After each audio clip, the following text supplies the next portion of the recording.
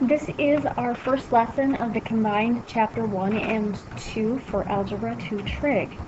Today we're going to talk about solving absolute value equations. So we probably need to back up and make sure that we remember what an absolute value is. An absolute value is really the distance from zero. And here's the kicker. It is always, always, always positive. So if you think about a number line, the absolute value represents how far it is between this point and this point. So we're obviously talking about 3 units. Talking about 3 units. The distance from 0 to 5 is 5 units. So that's where we come up with the always positive. And obviously our notation is just 2 straight up and down lines. Now one of the big things is kids always want to say it's the opposite sign. Just remember it is always positive. It is a distance, and we can't go a -3 miles. We can't measure a -3 feet. So always think about a positive distance. Sometimes though, there's no answers, and that's called an empty set. And the notation we're going to use is either the 0 with the circle through it, or literally the set notation with nothing in it, the empty set, because there are going to be times when there is no answer.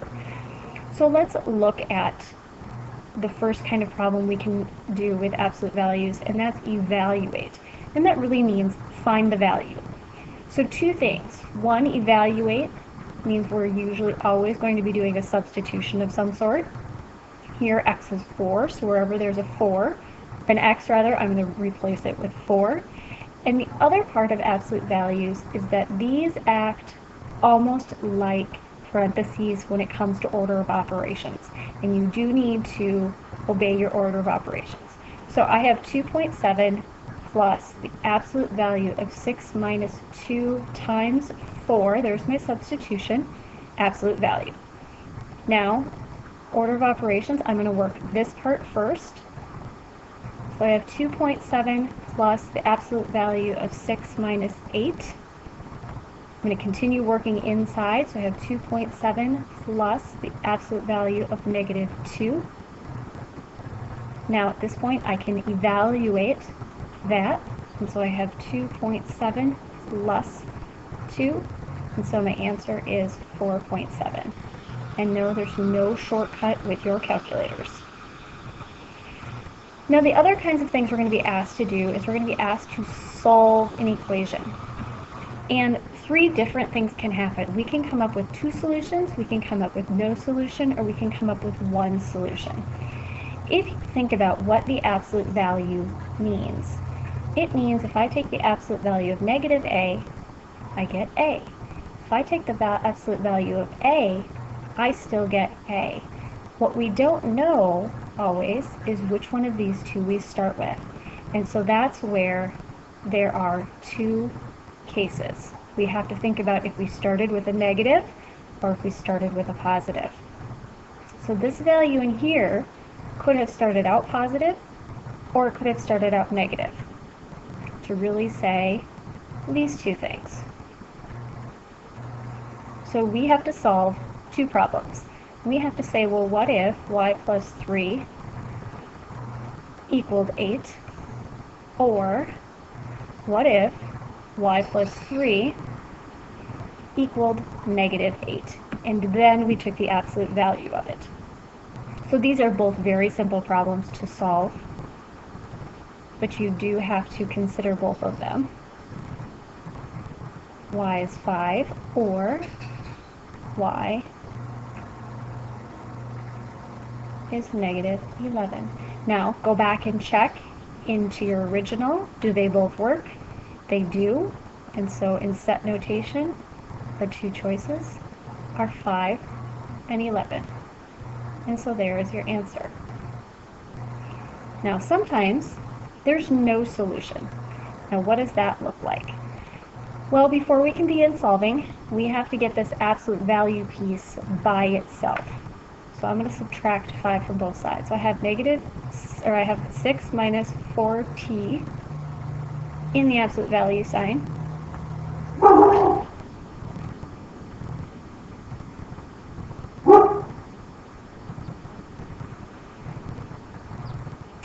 and the absolute value sign. And that will equal -5. Now, what value could you put into this that will create a negative number? And the answer is nothing. And so the answer here is empty set. There is no value that after you take the absolute value, it is a negative. So that is a no solution for an empty set problem. Now sometimes there's only one solution. How do we know what to do then? Now in this scenario, there's also an interesting little algebra trick. Now, remember we have the plus and negative of the two cases. So I have 8 plus y could equal 2y plus 3, meaning whatever this value was, it was positive. Or whatever that 8 plus y value is, it could have been negative to start with. And then it became positive when we did the absolute value. Now notice here what I did.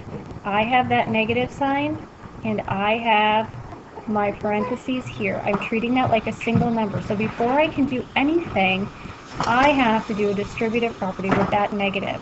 So what I'm going to have over here is 8 plus y is equal to -2y plus 3. Now I can go ahead and subtract y from both sides. So 8 is equal to -3y plus 3. I can subtract 3 from both sides. 5 is equal to -3y. Divide by -3. And it looks like y is equal to -5/3.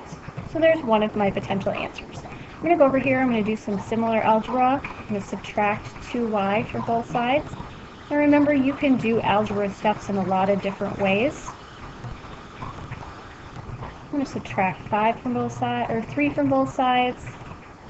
Oh, subtract 8 from both sides.